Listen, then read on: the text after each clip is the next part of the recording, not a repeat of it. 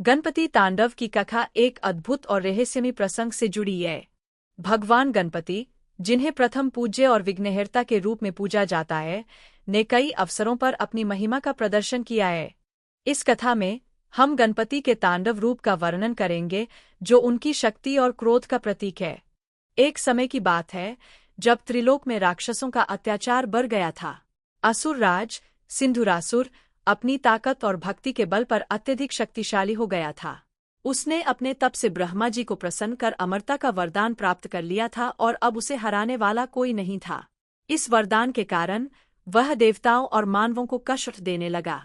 सभी देवता और ऋषिमुनि उसकी यातनाओं से परेशान होकर भगवान शिव के पास पहुंचे और उनसे मदद की गुहार लगाई। भगवान शिव ने गणपति को इस समस्या का समाधान करने का आदेश दिया।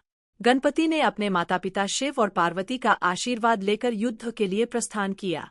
सिंधुरासुर से युद्ध करना आसान नहीं था। उसने अपने असुर सेना के साथ गणपति पर हमला किया, लेकिन गणपति की महाशक्ति के आगे वह टिक नहीं पाया।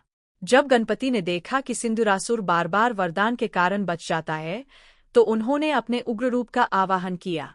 उन्होंने तांडव मुद्रा धारण की और भयानक क्रोध में नृत्य करना शुरू किया। उनके तांडव से संपूर्ण ब्रह्मांड कांपने लगा।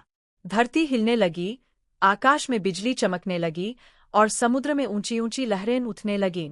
गणपति का यह तांडव सिंधुरासुर के अंत का प्रतीक बन गया।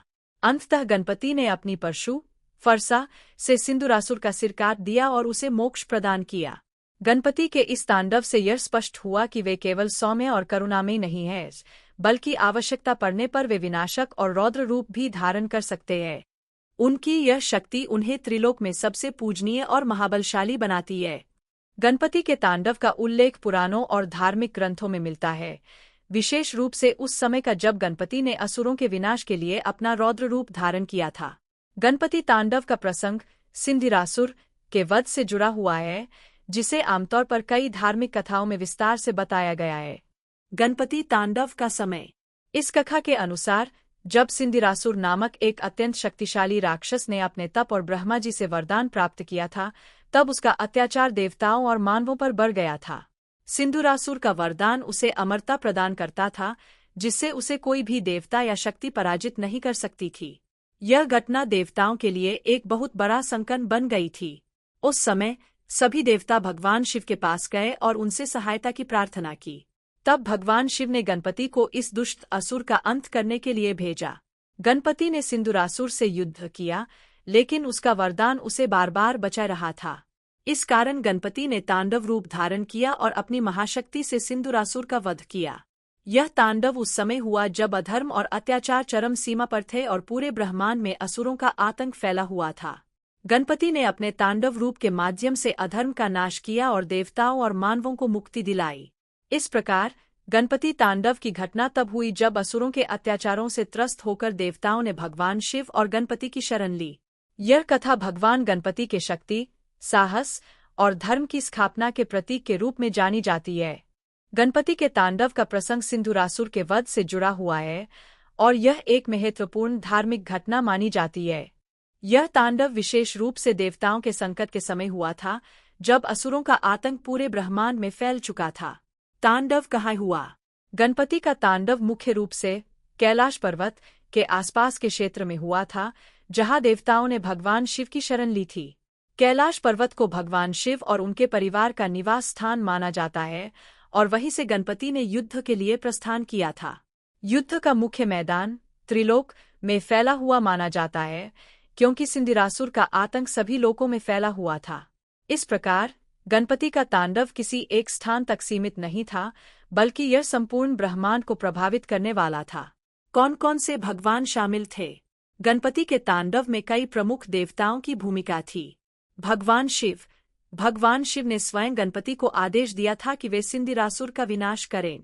शिव जी इस पूरी घटना के साक्षी थे और उन्होंने गणपति को अपनी शक्ति और आशीर्वाद प्रदान किया था। भगवती पार्वती। गणपति की माता पार्वती, जो शक्ति की देवी है, ने भी गणपति को युद्ध के लिए आशीर्वाद दिया था। उनके आशीर्वाद से गणपति ने अपने शौर्य और पराक्रम का प्रदर्शन किया। इंद्रदेव। इंद्रदेव और अन्य प्रमुख देवता भी इस युद्ध के समय उपस्थित थे। इंद्र ने देवताओं की ओर से गणपति से सहायता की प्रार्थना की थी और वे गणपति के तांडव के साक्षी बने। ब्रह्मा और विष्णु, त्रिदेवों में से ब्रह्मा जी और विष्णु जी भी इस संकट के समय गणपति के तांडव को देख रहे थे। वे इस युद्ध में सीधे शामिल नहीं थे, लेकिन उन्होंने अपनी शक्तियों से गणपति का समर्थन किया। कार्तिकेय, गणपति के भाई कार्तिकेय, जो देवताओं के सेनापति है, ने भी इस युद्ध में गणपति का समर्थन किया था। हालांकि युद्ध का मुख्य भार गणपति ने अपने ऊपर लिया, लेकिन कार्तिकेय ने भी अपने बल से सहायता की। इस प्रकार गणपति का तांडव एक महत्वपूर्ण घटना थी जिसमें भगवान शिव, पार्वती, विष्णु, ब्रह्मा और अन्य प्रमुख देवता सम्मिलित थे। गणपति तांडव की कथा में देवी लक्ष्मी का प्रत्यक्ष रूप से कोई उल्लेख नहीं मिलता है। हालांकि देवी लक्ष्मी गणपति की बहन मानी जाती है और उन्हें धन, समृद्धि और सौभाग्य की देवी कहा जाता है। वे विष्णु की पत्नी और वैष्णव धर्म की प्रमुख देवी है। गणपति तांडव में देवी लक्ष्मी की भूमिका। गणपति तांडव का मुख्य उद्देश्य अधर्म का नाश करना और देवताओं को संकट से मुक्त कराना था। इस युद्ध में देवी लक्ष्मी की प्रत्यक्ष भूमिका का वर्णन किसी प्राचीन ग्रंथ में नहीं मिलता, लेकिन यह माना जा सकता है कि जब देवता और अन्य प्रमुख शक्तियां गणपति का समर्थन कर रही थीं, तब देवी लक्ष्मी भी अपने आशीर्वाद के माध्यम से इस धर्मयुद्ध में सहयोगी रही होंगी। देवी लक्ष्मी का संबंध धन और समृद्धि से है, और गणपति स्वयं विघ्नहर्ता और सिद्धिदाता जो धन और सुख समृद्धि के प्रतीक है। इसलिए यद्यपि देवी लक्ष्मी तांडव में प्रत्यक्ष रूप से सम्मिलित नहीं थीं, लेकिन वे गणपति की शक्ति और धर्म स्थापना में अपनी आशीर्वादात्मक भूमिका अवश्य निभा रही होंगी। अंततः यह भी ध्यान देने योग्य है कि गणपति और लक्ष्मी दोनों ही शुभता और समृद्धि के प्रतीक हैं, इसलिए किसी भी शुभ कार्य में दोनों की शक्ति और आशीर्वाद का महत्व होता है।